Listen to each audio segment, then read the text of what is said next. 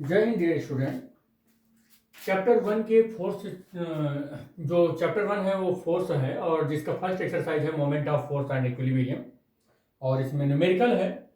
The diagram in figure, ये जो figure दिया गया है, सो टू फोर्सेस 5 न्यूटन, एक फोर्स ये शो कर रहा है 5 newton and F2 is equal to 3 newton, ये शो कर रहा है, acting at a point A and B. ये पॉइंट है ए पॉइंट, यहां लगा हुआ है बी पॉइंट पर, respectively of the rod pivoted at a point O. और ये रॉड कहां पर पायोटेड है? पॉइंट ओ पर पायोटेड है। करे such that O A is equal to 2 metre, O B is equal to 4 metre. तो कैलकुलेट करो moment of force F1 about O. Moment of force F1 about O is equal to क्या हो जाएगा? Force into perpendicular distance, जो किसके equal हो जाएगा? Force, और इनटू परपेंडिकुलर डिस्टेंस ओ ए के इक्वल हो जाएगा। किसके इक्वल हो जाएगा? ओ ए के इक्वल हो जाएगा, क्योंकि F1 फोर्स है। तो ये किसके कितना हो जाएगा बेटा? ये F1 की वैल्यू हो जाएगी 5 और ओ ए की वैल्यू है 2 मीटर। कितना है बेटा? 2 मीटर है। कितना हो जाएगा? 10 न्यूटन मीटर। डायरेक्शन इसका बताइए। F1 अगर घुमाना चाहेगा तो कैसे घूमेगा? ऐसे ही तो घूमेगा, ऐसे ही तो घूमेगा, जो कैसा है? Anti clockwise. कैसा है? Anti clockwise. कितना कैसा है ये? Anti clockwise. तो यहां पर क्या लिखेंगे? Anti clockwise. Anti clockwise moment of force है ये। दूसरा देखो क्या कह रहा है, the moment of force F2 about O. Moment of force F2 about O, O पर फिक्स है, तो इस फोर्स की वजह से मोमेंट ऑफ फोर्स कितना होगा? इस वाली F2 की वजह से। तो इसका भी कैलकुलेट कर लें। क्या होगा जी? फोर्स होगा, परपेंडिकुलर डिस्टेंस होगा। फोर्स हमारा आपकी बार कितना हो जाएगा? F2 हो जाएगा, और परपेंडिकुलर डिस्टेंस O से B हो जाएगा। कितना हो जाएगा? OB हो जाएगा, ये OB। और F2 की वैल्यू 3 न्यूटन और OB की वैल्यू 4। कितना हो जाएगा? 12 न्यूटन मीटर हो जाएगा। और ये वाला फोर्स इसको कैसे घुमाने की कोशिश कर रहा है? ऐसे घुमाने की कोशिश कर रहा है। ये वाला, ये ऐसे घुमाने की कोशिश कर रहा है क्लॉकवाइज।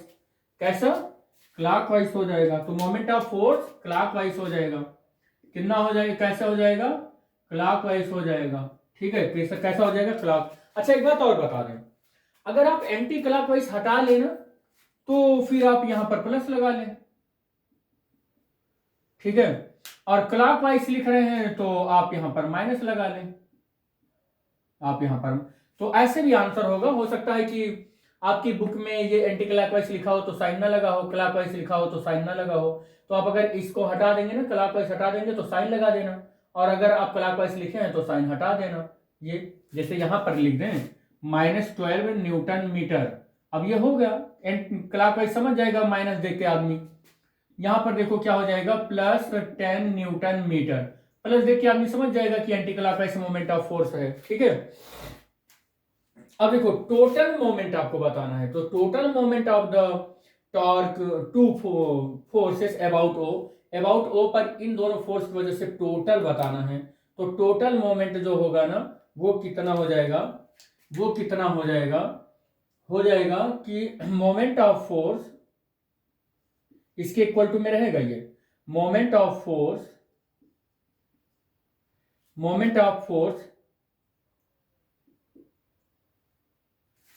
ऐसे इक्वल टू में anti clock wise moment of force plus clock wise moment of force, clock wise moment of force. Anti clock wise moment of force कितना आया है बेटा?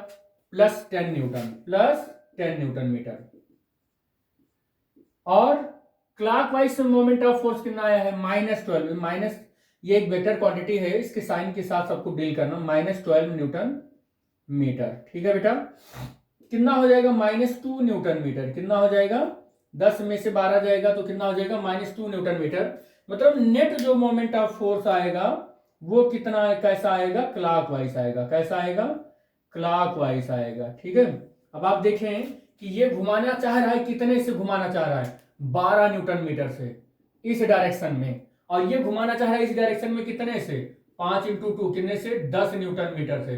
तो किधर वाला इफेक्टिव हो जाएगा, इधर वाला इफेक्टिव हो जाएगा 2 न्यूटन मीटर का, इधर ही से तो घूमेगा ऐसे 2 न्यूटन मीटर से, तो वही तो है -2 न्यूटन मीटर, मतलब क्लॉकवाइज 2 से घूमेगा, क्योंकि ये इधर से अपोज कर रहा है 10 का, और ये लग रहा है इधर से 12 का लग रहा है, इधर से 10 का लग रहा है, इधर से 12 का लग रहा है, तो घूमेगा कितने से, 2 न्यूटन मीटर का घूमेगा। तो क्लॉकवाइज इसका नेट मोमेंट ऑफ फोर्स आ जाएगा। ठीक है।